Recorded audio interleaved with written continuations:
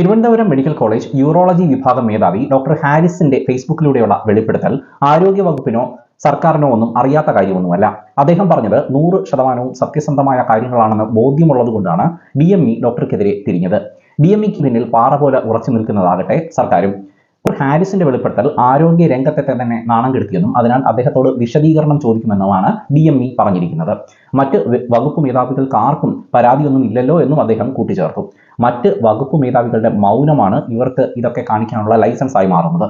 അവരും ഇതുപോലെയുള്ള വെളിപ്പെടുത്തലുകൾക്ക് തയ്യാറായാൽ ആരോഗ്യ വകുപ്പിനും അവരെ നയിക്കുന്നവർക്കുമൊക്കെ തലയിൽ മുണ്ടിട്ട് നടക്കാൻ മുണ്ട് തികയാതെ വരും ഈ നാട്ടിൽ. സർക്കാർ വകുപ്പിൽ 100% ആത്മാർത്ഥത കാണിക്കുന്ന ഉദ്യോഗസ്ഥർ അവരുടെ സഹപ്രവർത്തകർക്ക് മുമ്പിലും കീഴുദ്യോഗസ്ഥർക്ക് മുമ്പിലും മേലുദ്യോഗസ്ഥരുടെ മുമ്പിലും ഒക്കെ വെറും വിഡ്ഢികളാണ്. കാരണം മാസാമാസം ശമ്പളം കിട്ടുന്ന ഒരു ഏർപ്പാടാണ് ഈ സർക്കാർ ജോലി. അതവർ കൂടുതൽ പണിയെടുത്താലും കുറച്ച് പണിയെടുത്താലും ഈ പണി ഒന്നും ചെയ്തില്ലെങ്കിൽ പോലും അവർക്ക് കൃത്യമായി ആ ശമ്പളം കിട്ടിയിരിക്കും. അതിൽ കൂടുതലോ കുറവോ ഒന്നും വരാൻ പോകുന്നില്ല. ആരെങ്കിലുമൊക്കെ അവിടെ നടക്കുന്ന കാര്യങ്ങൾക്കെതിരെ പ്രതികരിച്ചാൽ അയാൾ ഒറ്റപ്പെടും, ബലിയാടാക്കപ്പെടും. വകുപ്പ് തല അന്വേഷണം, സ്ഥലം മാറ്റം, ഇനി അതൊന്നും പോരെങ്കിൽ വിജിലൻസ് അന്വേഷണം, ഇതെല്ലാം അയാൾക്കെതിരെ ഉണ്ടാകും. അതൊക്കെയാണ് മുൻ അനുഭവം. അതുകൊണ്ട് ഉള്ള മനസ്സമാധാനം കളഞ്ഞു കുളിച്ച് വലിയ വിസിൽ ബ്ലോവർ ആവാനൊന്നും ആരും ശ്രമിക്കാറില്ല. ഇത് മനസ്സിലാക്കിക്കൊണ്ടാണ് മറ്റ് മേധാവികൾക്കാർക്കും പരാതി ഒന്നുമില്ലല്ലോ എന്ന് DME തന്നെ പറഞ്ഞത്. മെഡിക്കൽ കോളേജ് ആശുപത്രിയും അതിനു മുകളിലുള്ള ആരോഗ്യ സംവിധാനവും അവരെ നിയന്ത്രിക്കുന്ന ഭരണകൂടവും എല്ലാം ഒരു വ്യവസ്ഥാ സംവിധാനത്തിന്റെ ഭാഗമാണ്. അതിനെതിരെ ആർക്കും ഒറ്റയ്ക്ക് യുദ്ധം നയിച്ച് ജയിക്കാനൊന്നുമാവില്ല. കാരണം ജനാധിപത്യത്തിൽ ശരിയായി വരുന്നത് ഭൂരിപക്ഷം പറയുന്നതാണ്.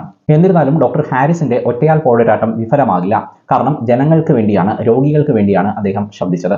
ഈ മെഡിക്കൽ കോളേജിലെ എല്ലാ വകുപ്പുകളിലെ ചികിത്സയും പുറത്ത് സ്വകാര്യ ആശുപത്രികളിൽ ലഭ്യമാണ്. അവിടെ ഒരു ഉപകരണം കേടായാൽ അത് പിറ്റേ ദിവസം തന്നെ കമ്പനിക്കാർ വന്ന് മാറ്റിവെക്കും. കാരണം ആ ഉപകരണത്തിലൂടെ ഉണ്ടാക്കിയെടുക്കുന്ന ലാഭം അത്രയ്ക്ക് ഭീമമാണ്.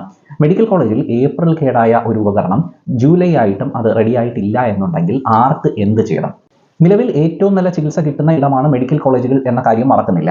അവിടെ ഉപകരണം വാങ്ങാൻ വൈകിയത് ആ ഒരു സിസ്റ്റത്തിന്റെ പാളിച്ച എന്നാണ് മന്ത്രി പറയുന്നത്. ഒരു സിസ്റ്റം മുഴുവനും അങ്ങ് നന്നാക്കിയെടുക്കാൻ ഒരു മന്ത്രി വിചാരിച്ചാൽ പോലും സാധിക്കില്ല. അതിനാൽ വകുപ്പ് മേധാവികൾക്ക് ഇത്ര രൂപയിൽ താഴെയുള്ള എക്യുപ്മെന്റ്സ് വാങ്ങാനുള്ള ഫണ്ട് പ്രൊവൈഡ് ചെയ്തിട്ട് അവർക്കത് നേരിട്ട് വാങ്ങാനുള്ള അനുമതി സർക്കാർ നൽകണം. ഈ ഉപകരണം വാങ്ങിയ ശേഷം ഇത്ര ദിവസത്തിനകം മേലുദ്യോഗസ്ഥരെ ബില്ല് സഹിതം അറിയിക്കണം എന്നുള്ള ഒരു നിബന്ധനയും വെക്കണം. അങ്ങനെ ചെയ്തു കഴിഞ്ഞാൽ ഈ ഡോക്ടർ ഹാരിസിനെ വ്യക്തിപരമായി പരാജയപ്പെടുത്തിയാലും അദ്ദേഹം ഉന്നയിച്ച കാര്യങ്ങൾക്ക് ഒരു സൊല്യൂഷൻ ഉണ്ടാകും. അപ്പോൾ സർക്കാരിൻ്റെയോ മന്ത്രിയുടെയോ ഒന്നും ഈഗോ ഹേർട്ട് ആവുകയും ഇല്ല.